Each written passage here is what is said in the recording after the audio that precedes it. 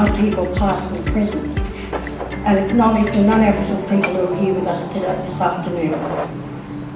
I think that reconciliation is a two-way street, and we can only walk that road together. Your generosity enables us to do this by educating the community through the distribution of our breast shower check cards. We all know early detection is vital to increasing survival rates.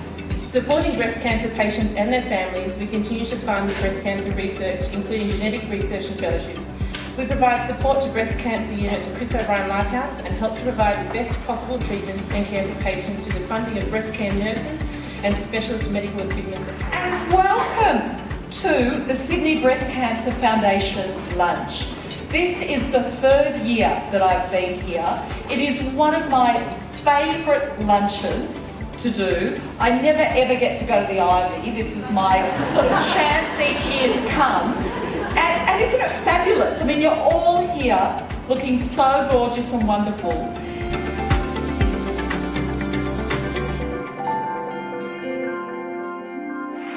Sally is 36. She was born in Dublin, Ireland. She's been married for 4 years and she lives in Erskineville now in Sydney's inner west. She is going to be telling us her personal story of survival. Now, Sally was diagnosed with breast cancer this year, and she's also spent some time at the Chris O'Brien Lifehouse. So please, may I have all of your attention for the wonderful Sally Spencer. Please welcome Sally.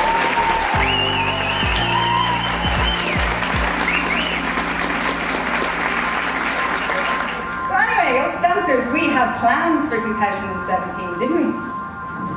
A was get a puppy, B, buy our first home, and C, try for a baby. February came along, we got our puppy, introducing Bryn, the apple of my eye. Anyway, 4 days after getting Bryn, 4 days after that picture was taken, I found a lump. And 5 days after finding the lump, I was diagnosed with invasive lobular carcinoma. My tumour size was 6 centimetres. Naturally, our plans were put on hold while we braced ourselves for a turbulent year ahead of us. I found myself in surgery 3 times in 2 weeks in March. I was first in for a lumpectomy.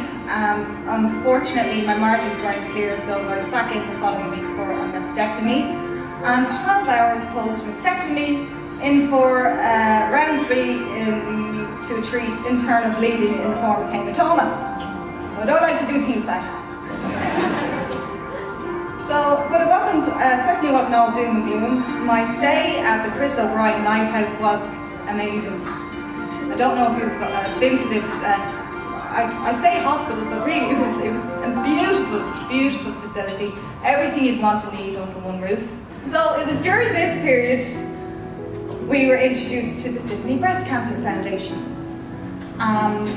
Nathan approached the fundraising stall. I think I was in surgery for the first time at this point. And he was a little distressed, we'll say. And he was met by the lovely, charming Edith and Maureen over there. As you can imagine, they offered some amazing support and words of wisdom and certainly put his mind at ease. So thank you. When I got out of surgery, one of the nurses popped her head into my room and presented me with a pink parcel, and in that parcel was lots of goodies and lotions and potions and bra fillers and all sorts. And it was only later on I established that that was all courtesy of the foundation. But I can't thank the foundation enough for all that you do, really, to help people like me in my situation, so thank you. And how this came up for me, I described it to many like riding a wave. On the bad days, I just remind myself that the good days are around the corner. Yeah, it was tough, but it's over now.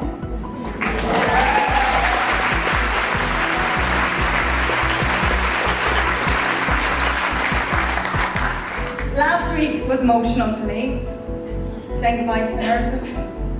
You know, 6 months you build up a relationship, and it's lovely. And I came for my last chemo session with some Chris O'Brien's / breast cancer themed cupcakes for the ward, a very, very small gesture for the amazing care I received. That being said, what can you take away from an experience like this? A lot of uncertainty, for one. Fear of reoccurrence, post-traumatic stress, fear of death. But sure, I know none of these things will improve or enhance my life. But you can't go through something like this without growing a little. Before all this began, I was more concerned with what TV series I was going to watch next, or the lack of wine in my Weimar. But now I look to the future, yes, with uncertainty, but more so with opportunity. Cancer certainly made me see things differently, and I am grateful for that. So, if you can take one thing away from my little talk today, if you find yourself or a family member or a friend affected by this insidious disease, buy a puppy.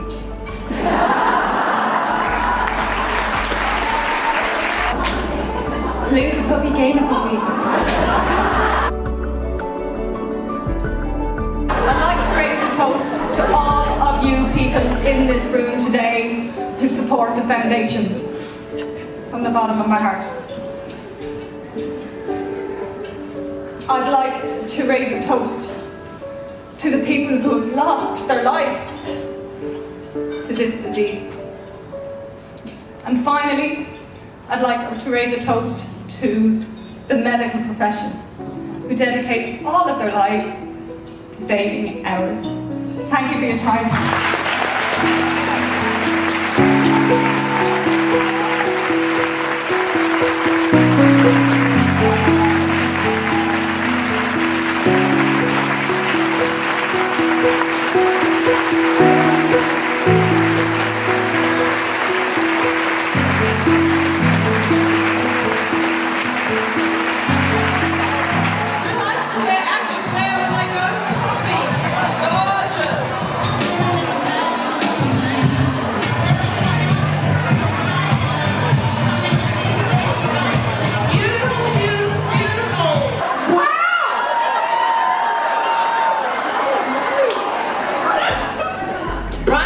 I want each of you guys to take a bra out of this bag. Yep, there you go. Pink one, good choice. Those are my bras, so be careful. What percentage of women will be diagnosed with breast cancer in their lifetime? Oh, God. What? Fred? Well, it's actually 1 in 8 women. Yes, correct. Not a percent. So, we work fairly closely with the breast cancer nurses. I think the most important function of the breast cancer nurses is to be an empathic entity within the team. So they essentially elect the glue that holds all the treatments that the patient has together. In our institution, the breast cancer nurses generally see patients when they first diagnosed with cancer, and they are sort of there for them throughout their whole journey from a surgical perspective. When we see patients, we often see the fear, we see the anxiety up front when they're diagnosed. We also see in their faces the hope that they're looking for. And at that time, to have someone like a breast care nurse with you at the consultation to provide, and the answer is the support for the patient, that's what I think is the most important.